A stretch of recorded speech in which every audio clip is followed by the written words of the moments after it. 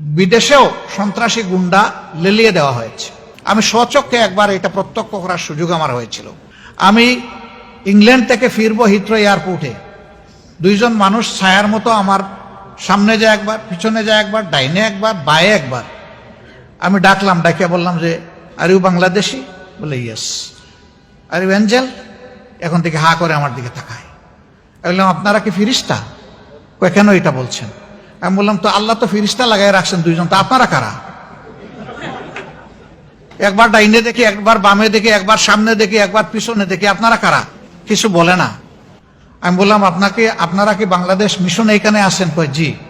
তা আমি বললাম যে আপনাদেরকে তাইলে আমার পিছনে লাগিয়ে দেওয়া হয়েছে নাকি? কিছু বলে না। আমি বললাম যে দেখেন, আপনাদের এই ঘোরাঘুরি আমার অপছন্দ এবং এটা অভদ্রতা। আমাকে ছেড়ে দেন, আমার পাশে ঘুরবেন না, যা পারেন ইচ্ছা করেন। আমি দেশের একজন নাগরিক।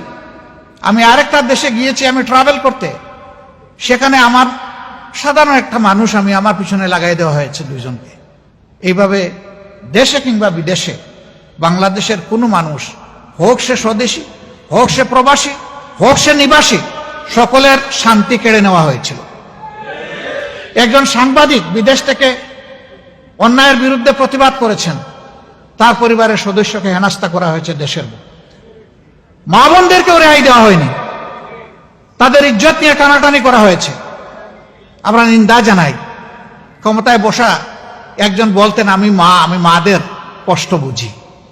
তিনি বলতেন যে আমি মা হারিয়েছি, বাপ হারিয়েছি, আমি এরকম সন্তান হারা মা বাপের কষ্ট বুঝি, কিন্তু প্রমাণ তো পেলাম না। আপনি শেষ মুহূর্তেও তো লাল চোখ দিয়ে খুনেরই নির্দেশ দিয়ে গেলেন। শেষ মুহূর্ত পর্যন্ত আপনি কামড় দিয়ে চেষ্টা করলেন মানুষ খুন করে যত হাজার হোক, লাখ হোক, আপনাকেই ক্ষমতায় থাকতে হবে। কেন আপনাকেই থাকতে হবে? কেন? আপনারা বলছেন যে আমরা দেশকে উন্নয়নের রোল মডেল বানিয়েছি বিশ্বের বুকে, বিশ্ব এখন আমাদেরকে হিংসা করে আমাদের উন্নয়ন দেখে। আরো বলতেন আমরা এখন উন্নয়নের মহাসড়ক, মোটরওয়েতে আমরা উঠে গেছি। আজকে কি অবস্থা জাতির? সবগুলা ব্যাংক, আর্থিক প্রতিষ্ঠান একদম ফুকলা এবং ধ্বংস করা হয়েছে। বাঘ বাটুরা করে মা খালা ভাই বোন সবার মধ্যে বানরের পিঠা ভাগাভাগি করা হয়েছে। আজকে মাঝে মাঝেই শুনতে হয় ব্যাংকের সর্বোচ্চ গার্জিয়ান ব্যক্তিটি বলেন যে কোনো সময় কয়েকটা ব্যাংক বন্ধ হয়ে যেতে পারে। কাদের কারণে? এরা কারা? প্রত্যেকটি দেখবেন যে শাড়ির নিচে লুকানো ছিল। এদেরকে ইমিউনিটি দেওয়া হয়েছে। সবচেয়ে বড় ডাকাতের ব্যাপারে কোনো তদন্ত যাতে না হয়, সুপ্রিম কোর্ট কিভাবে তার উপরে এমবার্গো দিল আমরা বুঝলাম না। তার বিরুদ্ধে কোনো তদন্ত চলবে না। এটা কি কোনো কোর্ট? এটা তো টেনিস কোর্ট নয় যে আপনি জাতিকে নিয়ে খেলবেন। এটা তো অ্যাপেক্স কোর্ট। এখানে তো আইন অনুযায়ী চলবে, কিন্তু আইনকেও দালালির চরম সীমায় নিয়ে যাওয়া হয়েছিল। এই জন্য আইন অঙ্গনে দাঁড়াই একজন বিচারপতি বলতে পারেন যে আমরা শপথবদ্ধ রাজনীতিবিদ। আপনার যদি রাজনীতি করার ইচ্ছা থাকে তো আপনি ওই গাউনটা ছেড়ে চলে আসেন। আপনি বেঞ্চে বসেন কেন? আপনি বারে এসে বসেন। বারে থেকে আপনি রাজনীতি করলে আপনাকে কেউ নিষেধ করবে না, কিন্তু যতক্ষণ পর্যন্ত আপনি বেঞ্চে বসে থাকবেন আপনি কথা বলার কোনো অধিকার রাখেন না। এর বিরুদ্ধে আইনজীবীরা যারা প্রতিবাদ করেছিল মামলা তাদের বিরুদ্ধে হয়েছে। যেখানে এই বিচারপতির 1 সেকেন্ড এই কথা বলার পরে তার আসনে বসার নৈতিক এবং আইনগত বৈধতা তিনি হারিয়েছেন, তার চলে যাওয়া উচিত ছিল। তাকে প্রোটেকশন দেওয়া হয়েছে, আর প্রতিবাদ যারা করেছেন অন্যায়ের তাদের বিরুদ্ধে মামলা দায়ের করা হয়েছে। সবসময় আমরা শুনতাম বিচার বিভাগ স্বাধীন, আমরা শুনতাম কেউ আইনের ঊর্ধ্বে নয়, আইন সবার জন্য সমান। এখন একটু সমান হবে ইনশাআল্লাহ। আইনটা কেমন সমান তখন তো বুঝেন নাই, এখন যার যার প্রাপ্য ন্যায় অনুযায়ী আপনাদের বোঝা উচিত আমরা মনে করি। তবে হ্যাঁ, আমরা যে কোনো জুলুমের বিরুদ্ধে। মামলা যারা করবেন তাদের প্রতি আমাদের অনুরোধ, বুঝে শুনে করবেন। একটা মানুষকে অন্যায়ভাবে মামলার আসামি বানাবেন না। 100টা পাপীর সাথে একজন নিষ্পাপ মানুষকে যদি জুড়ে দেন আপনি চরম জুলুম করলেন। এই কাজ করা হোক, এটা আমরা চাই না। মামলা নিয়ে কোনো অন্য কিছু করা হোক, এটা আমাদের একেবারেই অপছন্দ। এই জন্য আমরা আমাদের প্রিয় সংগঠনকে বলেছি, যদিও আমরা সবচেয়ে বেশি মজলুম, কিন্তু এই ক্ষেত্রে আমাদেরকে চরম সতর্কতার পরিচয় দিতে হবে। এক আল্লাহকে ভয় করে কোনো মানুষের হক যাতে নষ্ট না হয় সেই দিকে খেয়াল রেখে কেউ যদি মামলা করেন, আমরা তাদেরকে সর্বাত্মক আইনি সহযোগিতা দেব ইনশাআল্লাহ।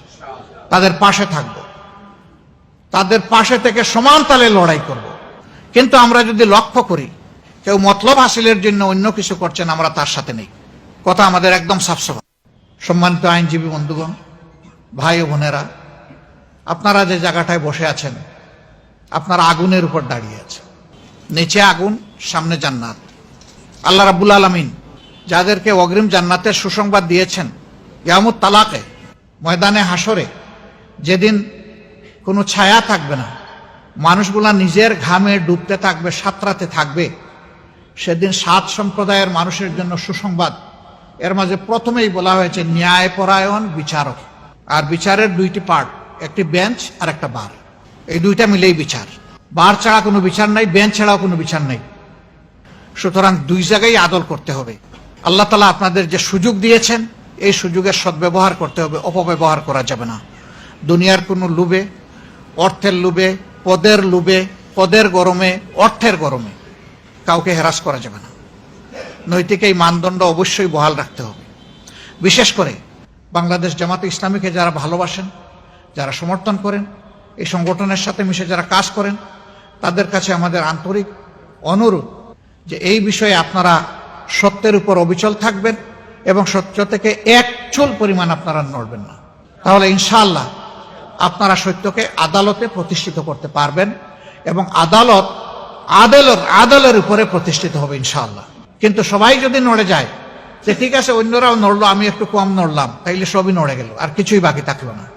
এখানে কম বেশির কোনো ব্যাপার না। নড়ছেন তো আপনি নড়েছেন, আপনাকে অটল থাকতে হবে এই জায়গাটায়, ধৈর্য ধরতে হবে। মামলা মোকদ্দমার ব্যাপারে এখানে কোনো দাবি আমি জানাবো না। দাবি জানাতে হবে কেন? যাদের ত্যাগের বিনিময়ে, যাদের বিরুদ্ধে অসংখ্য অজস্র মিথ্যা মামলা দায়ের করে হেরাস করা হয়েছে, এখন তো সরকারের উচিত তাদের ওই হেরাসকারীদের বিরুদ্ধে এখন মামলা দায়ের করা। আর যে সমস্ত হয়রানিমূলক রাজনৈতিক মামলা করে মানুষকে কষ্ট দেওয়া হয়েছে, যে সমস্ত মানুষকে হেরাস করা হয়েছে, তাদেরকে কাল বিলম্ব না করে তাদেরকে খালাস করে দেওয়া। তারপরেও তাদের যে ক্ষতি হয়েছে, ওদের কাছ থেকে সেই ক্ষতি আদায় করে তাদের কাছে তুলে দেওয়া। সম্মানিত ভাই বোনেরা, এই সরকারের কাছে অনেক প্রত্যাশা মানুষের, কিন্তু সব প্রত্যাশা যদি অনির্বাচিত একটা অন্তর্বর্তীকালীন সরকারই পূরণ করে দেয়, তাইলে নির্বাচিত সরকারের দরকারটা কি?